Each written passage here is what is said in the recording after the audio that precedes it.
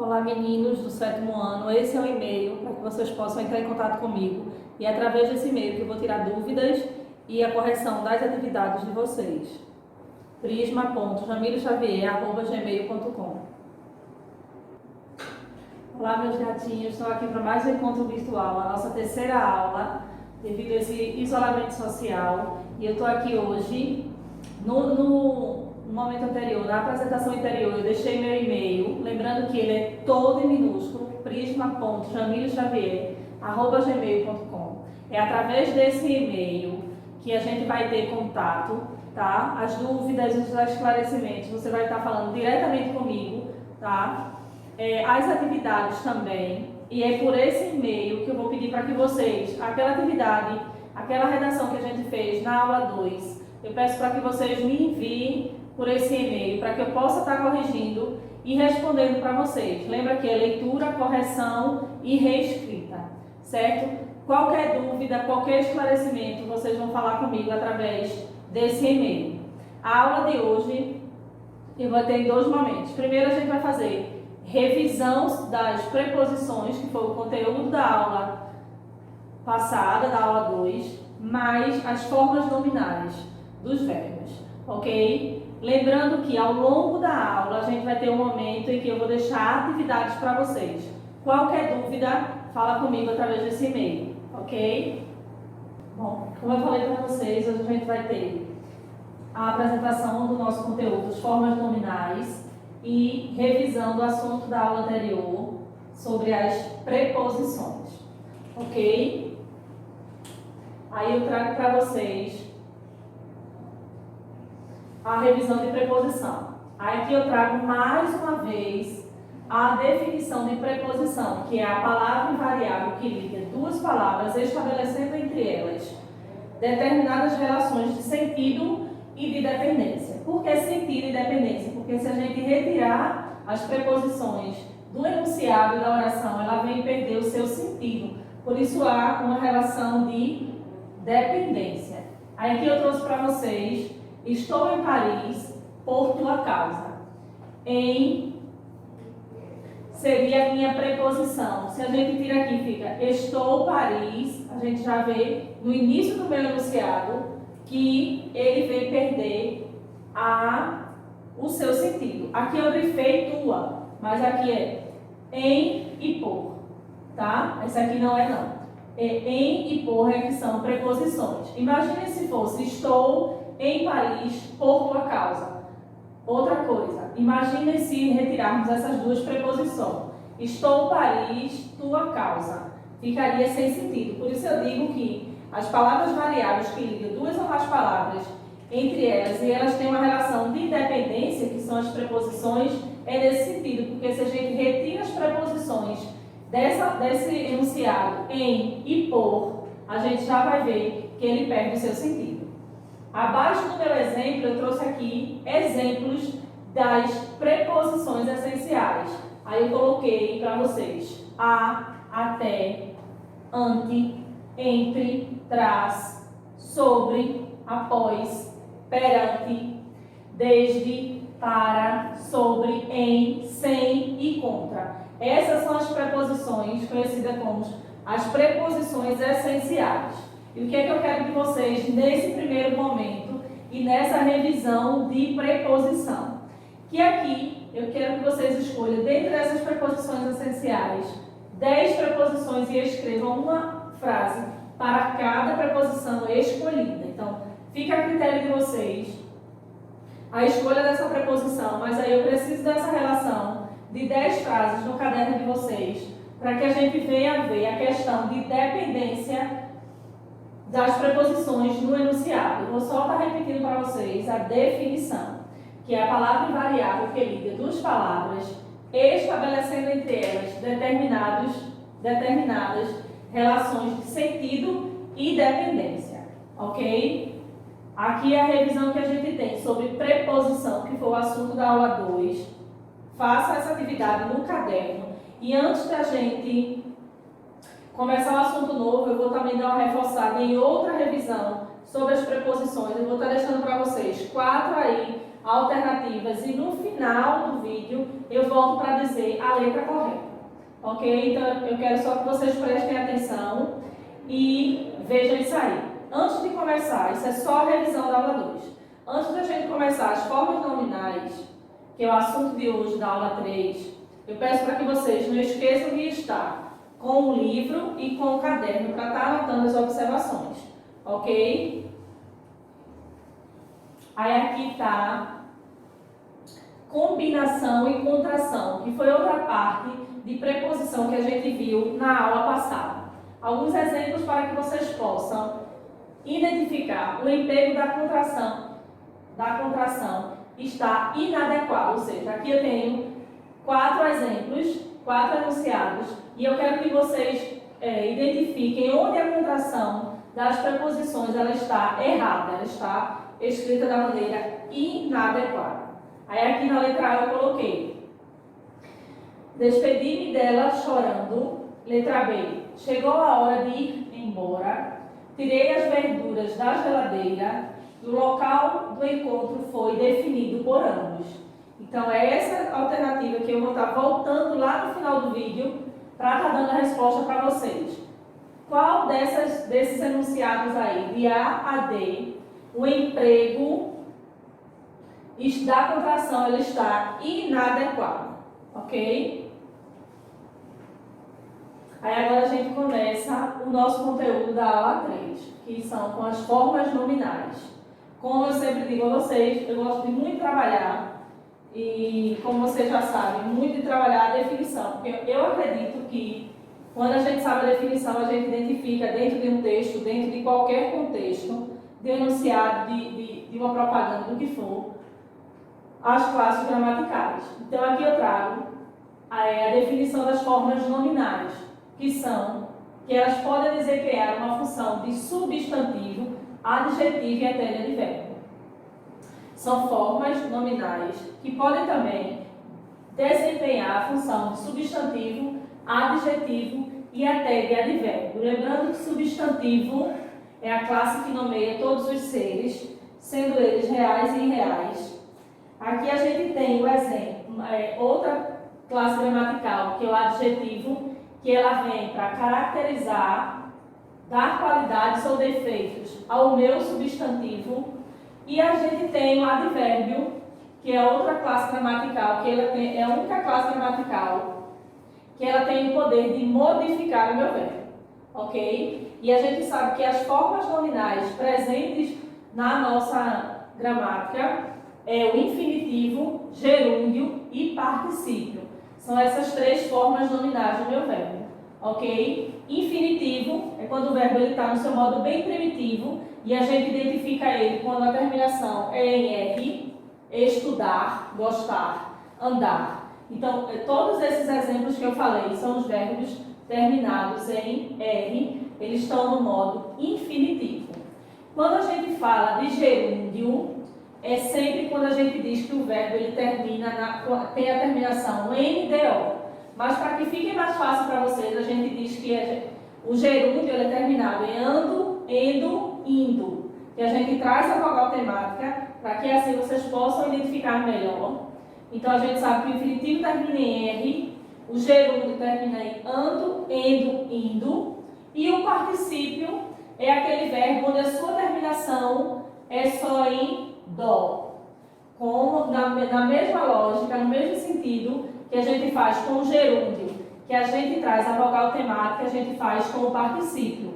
Ado, edo, ido. Para que assim fique mais fácil para vocês assimilarem dentro do contexto. Aí aqui eu trouxe de infinitivo. Dá nome ao verbo sem determinar a ideia de tempo. É como eu disse a vocês, ele está na sua forma primitiva.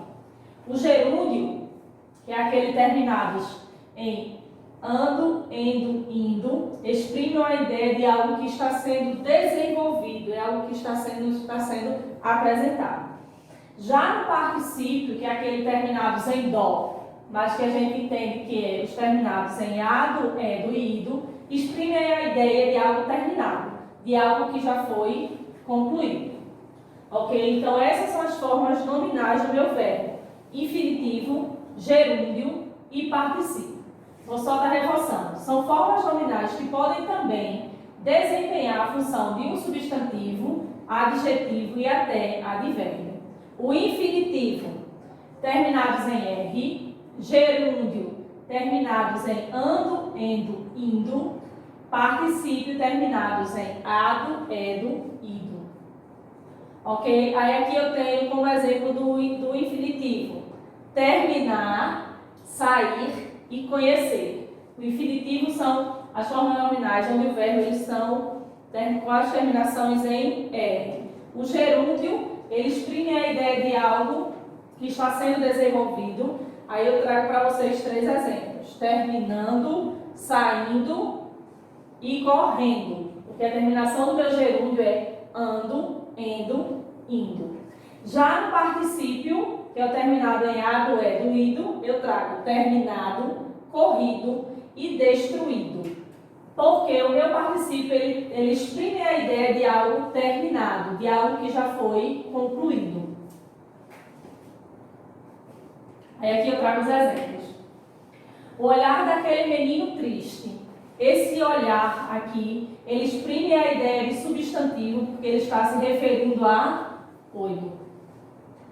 Aí esse aqui é quando o meu infinitivo, ele está dando a ideia aí na função de substantivo, ok? Aí no segundo exemplo eu trago o símbolo da luta pela preservação das espécies. Essa ameaças aqui é quando o meu verbo ele vem no sentido, dando a ideia de adjetivo, ok? Aqui ele está a ideia de substantivo, aqui a ideia de adjetivo. O meu terceiro exemplo é quando eu coloco amanhecendo, sairemos para ver os botos. Amanhecendo, esse verbo aqui está dando a ideia de advérbio, de algo que se refere ao amanhecer. O advérbio de tempo, de manhã, da aurora, né? Então, esses aqui são 3 exemplos que, como eu disse antes, que as formas verbais, que podem também desempenhar a função de substantivo, adjetivo e advérbio, eu trago esses 3 exemplos para que vocês possam compreender um pouco mais. Aí agora eu trago exemplos de verbos abundantes para particípio. As 2 formas em que os verbos no particípio elas podem ser apresentadas. Aí aqui tem acender, entregar, enxugar, fritar e suspender. Como eu disse que são formas abundantes, são 2 formas, é como no particípio ele pode ser apresentado. De acendido, olha a terminação aqui, ido, e aceso. O entregar, ele pode ser entregado, dependendo do contexto, olha a terminação ado, ou entregue. Enxugar, pode ser enxugado, olha a terminação ado, e enxuto. Fritar, pode ser fritado ou frito. Suspender, a gente pode dizer suspendido, e sempre, se vocês observarem, está aqui a terminação do particípio ido ou suspenso. Alguns verbos no particípio apresentam irregularidade. Quando a gente fala de irregularidade no verbo, é quando a gente sabe que ao decorrer da sua conjugação, ele não segue a mesma linha. Ou seja, dentro da sua conjugação, ele vai modificar ou o verbo, ou o radical do meu verbo, ou a minha desinência. E é isso que eu quero mostrar para vocês no particípio, essa irregularidade. Ok? Geralmente são empregados junto dos verbos, quando há essa irregularidade, dos verbos ser, estar ou ficar. Aí aqui eu trouxe os exemplos. A casa dos botos foi suspensa temporariamente. Aí esse é um exemplo onde existem os verbos no particípio que apresentam a sua irregularidade. Existe a irregularidade, porém, geralmente são quando eles estão junto dos verbos ser, estar e ficar. A relação dos verbos que só tem no particípio irregular. Quando eu falo de irregular, como eu disse antes, é algo onde o meu radical, que aqui seria até a letra I, A, B, R, o I seria minha vogal temática e o R seria a minha desinência. Como eu falo de irregularidade, percebam que o meu radical aqui ele sofreu uma mudança. Por isso eu digo que essa é uma relação dos verbos que só tem particípio irregular. Quando eu falo do verbo abrir, eu digo que ele está aberto. Quando eu falo de cobrir, que seria a mesma lógica do abrir, que o cobrir viria até o R do meu radical, o I seria a minha vogal temática, né, o verbo de terceira conjugação, e o R seria a minha desinência. Então aqui todos aqui seguem uma irregularidade no radical. Quando eu falo de cobrir, eu digo coberto, dizer, eu digo dito, fazer, eu digo feito, ver, visto, escrever, escrito, pôr, eu digo posto, e vir, vindo. Aí aqui falando ainda sobre a forma regular. Geralmente empregados junto dos verbos ter e haver. Vejam que aqui o particípio ele tem a forma regular, que é quando ele segue aquela mesma linha do início ao fim do radical e da sua desinência, havendo só a questão da mudança de acordo com as pessoas. Aí aqui ele sempre fica em forma regular junto dos verbos ter e dos verbos haver. É por isso que os dois estão aqui em destaque. Alguns dos pescadores haviam aceitado outro tipo de isca. Observação sobre o uso do particípio regular. Ganhar. Aí aqui está o meu radical, até o H. O A indica a minha vogal temática. O R no infinitivo. Ok? Ganhar, ganhado. Gastar, gastado. Pagar, pagado. Esse aí ele segue uma forma regular, onde o meu radical ele não sofre nenhuma alteração. Vem sendo substituído esses verbos ganhar, ganhado, gastar, gastado, pagar, pagado. Hoje ele vem sendo substituído na gramática por ganho, gasto e pago. Pegar, pegado, aqui são outros exemplos dessa regularidade do verbo no particípio. Eleger, elegido, e salvo, salvado. Vejam que ele segue a linha, o radical ele permanece, porém, esses verbos, hoje, gramaticalmente falando, ele vem sendo substituído por pego, eleito e salvo. Ok? A gente tem atividades sobre as formas nominais na página 76 e 77.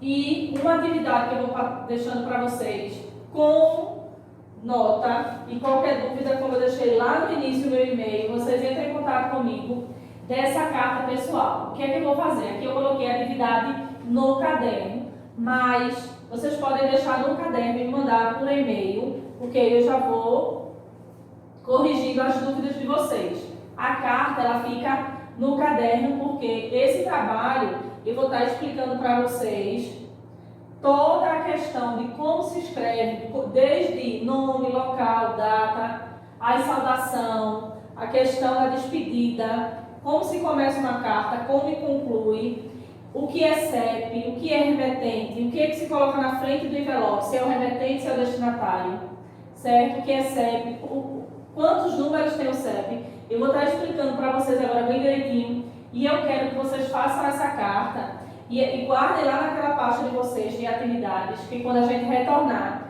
eu recolho a carta de vocês. Ok? Aqui, escrevendo uma carta pessoal. Aí, logo no início, vocês peguem aí uma folha, pode ser uma folha de pautada, uma folha de ofício, uma folha do caderno, vocês organizem da seguinte forma. Vocês vão colocar local e data, São Lourenço da Mata e a data de hoje, segunda-feira. Ok? Colocou isso lá na primeira linha da folha do caderno de vocês, ou da folha de ofício, como queiram. Vocês vão colocar as saudações, que eu coloquei aqui exemplos de algumas saudações. Olá, oi, caro e cara. Eu quero que vocês escrevam no conteúdo desta carta algo assim, o que você está achando de mais interessante, ou o que vocês descobriram, né, nessa nova rotina que estamos tendo de isolamento social. Eu quero que vocês relatem aí, escrevam nessa carta direcionada para mim, porque eu recebo assim que a gente se encontrar novamente, ok? Aí vocês escolhem aí qual a saudação que vão colocar. Olá, oi, caro ou cara. Na despedida, as despedidas que mais se usa são até mais, espero sua resposta, um grande abraço e atenciosamente. Quem sempre fala comigo vai dizer, mas a professora nunca disse no aguardo, que eu gosto muito de usar esse termo.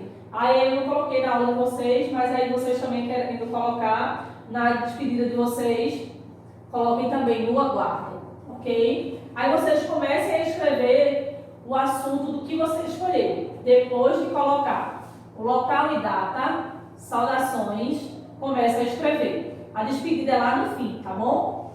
Depois de que você fez toda a carta, me contou de como está sendo a realidade de vocês, descobrindo essa nova, né, porque está sendo uma descoberta para a gente todo dia, como está sendo a rotina de vocês, como está sendo esses dias. Se você quiser anexar fotos e ilustrações também, fique à vontade. Aí você escreve a despedida com até mais, espero sua resposta, um grande abraço e atenciosamente, ou fico no aguardo, ok? Depois que escreveu a despedida, você vai e coloca seu nome, certo? Coloca lá seu nome, escreve a despedida, abaixo coloca seu nome. Como a gente está falando em carta pessoal, vixe, a professora, isso não é da minha época. Vejam só, é por isso mesmo que eu quero que vocês construam tudo. Escrevam no caderno, escrevam na folha, onde vocês queiram, mas eu quero tudo manual. E eu quero que vocês construam o seu próprio envelope. E é por isso que eu trago aqui para vocês como é que vai colocar cada coisa. Vocês dobram o papel ofício, não tem muito segredo, tá? Na construção do envelope de vocês, na parte da frente, é onde a gente coloca assim, remetente. Você coloca remetente, seu nome, coloca o endereço da sua rua e o CEP. Professor, o que é CEP? O CEP é o Código de Endereçamento Postal e ele é composto por 8 números. E o objetivo do CEP é otimizar e acelerar o encaminhamento das correspondências.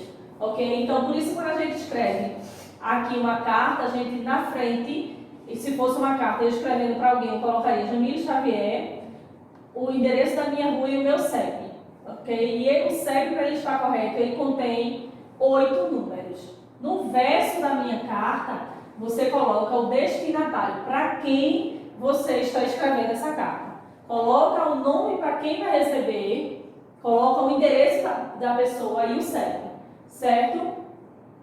Essa carta pessoal vocês vão estar me entregando quando a gente voltar, mas qualquer dúvida, qualquer esclarecimento, vai lá no meu e-mail e manda para mim. O CEP ele contém 8 dígitos. Professora, onde eu encontro o CEP aqui na minha casa? Conta de luz, conta de água, qualquer correspondência.